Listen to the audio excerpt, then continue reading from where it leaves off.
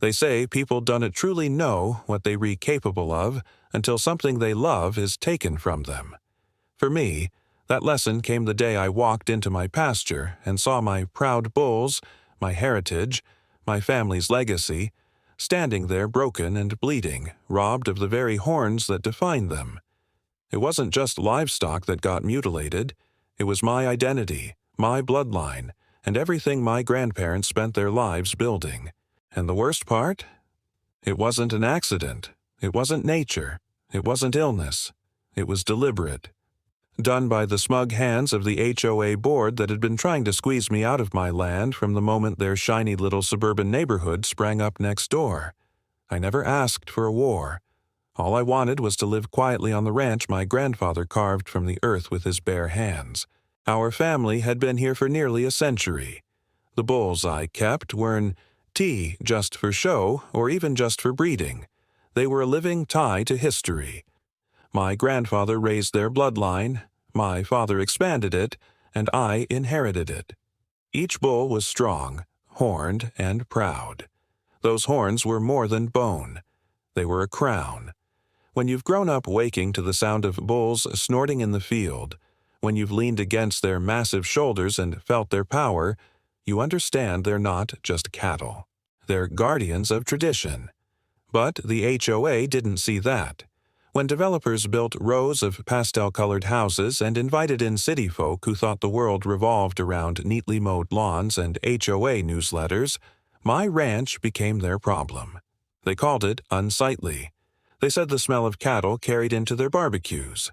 They complained that the bulls looked scary with horns. They wanted me to put up higher fences, to restrict grazing, to neuter the animals. Each letter was nastier than the last, each meeting more condescending. At first, I ignored them. I figured, what could they do? My land was outside their jurisdiction. But that didn't stop them. They banded together, their arrogance swelling, and one day while I was out delivering hay, they acted.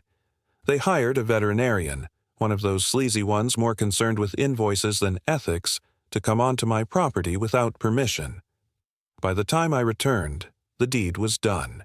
My bulls, my proud horned beasts, stood with bandaged heads, blood drying down their faces, confused and weakened, dehorned like they were nothing, like they weren't living creatures but lawn ornaments someone could trim for aesthetics.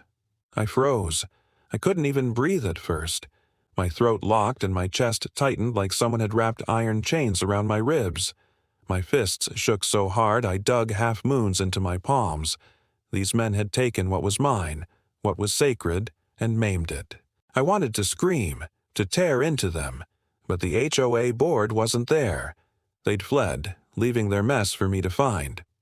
That night, sitting in the barn, hearing my bulls' pained grunts echo off the rafters, I cried. I'll admit it.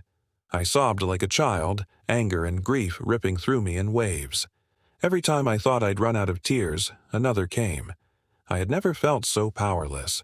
But grief has a way of hardening. By the next morning, something inside me had shifted. I wasn't powerless. I had law. I had evidence. And most importantly, I had resolve. I wasn't going to let them walk away laughing. If they wanted a fight, I'd drag them into the deepest, muddiest ring they'd ever seen. The sheriff was the first stop. He listened, thumb tapping against his desk, and told me it was a civil matter. Civil matter.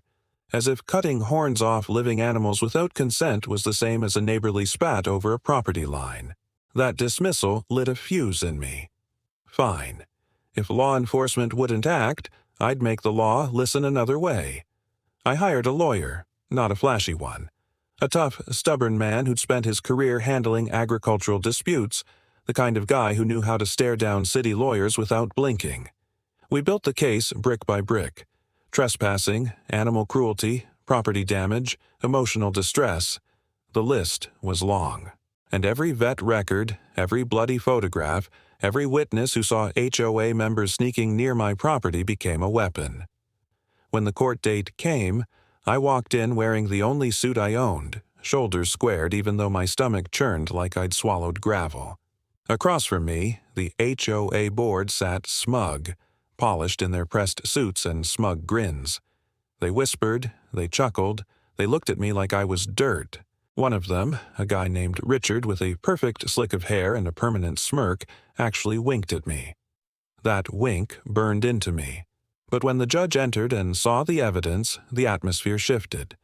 The photographs of the bulls, horns crudely cut, bandages seeping through, the receipts from the vet, signed off by HOA funds, the testimony from neighbors who saw men leading the vet truck onto my land. The room went silent. The smugness drained from their faces as the judge's questions cut through their excuses. Intimidating animals? Community safety? The judge's voice dripped with disbelief. When the verdict finally came, it was like thunder rolling over the plains. Guilty, trespassing, animal cruelty, damages awarded in full. But the punishment went further, and this is where karma smiled.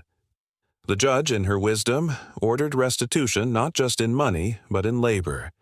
For 5 years, the HOA board members were to report to my ranch for supervised work. Hard labor, mucking stalls, hauling hay, fixing fences, whatever tasks I deemed necessary. The first day they arrived, it was like Christmas morning. They shuffled in wearing gym shoes and designer clothes, looking like they thought it would be a quick photo-op punishment. Their noses wrinkled at the smell, and one of them asked if there were gloves. I tossed them shovels instead. The smirk on Richard's face cracked the moment he realized this wasn't some symbolic slap on the wrist. This was real ranch work. I made sure they learned every task. Shoveling manure until sweat soaked their fancy shirts, carrying heavy bales of hay that left rope burns across their soft hands, repairing barbed wire fences under the blazing sun. By the end of each day, they dragged themselves back to their shiny cars, exhausted, dirty, humbled, and every morning they had to come back and do it again. At first, they complained, muttering about appealing, about unfair treatment.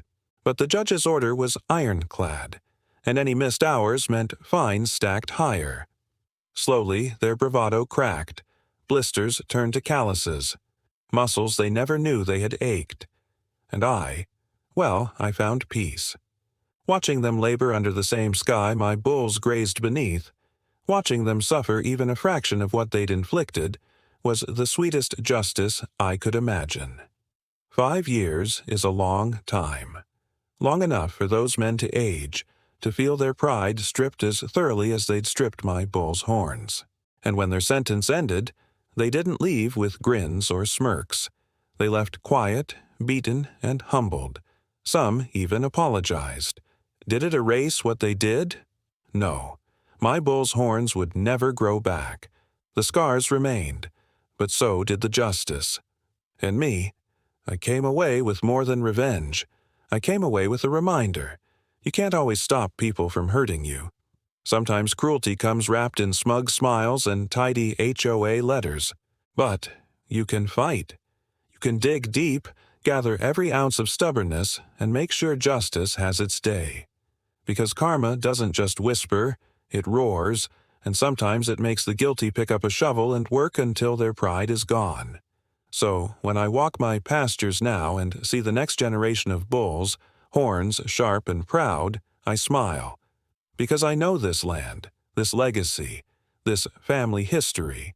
It's stronger than any HOA. And justice, though sometimes slow, always finds its way.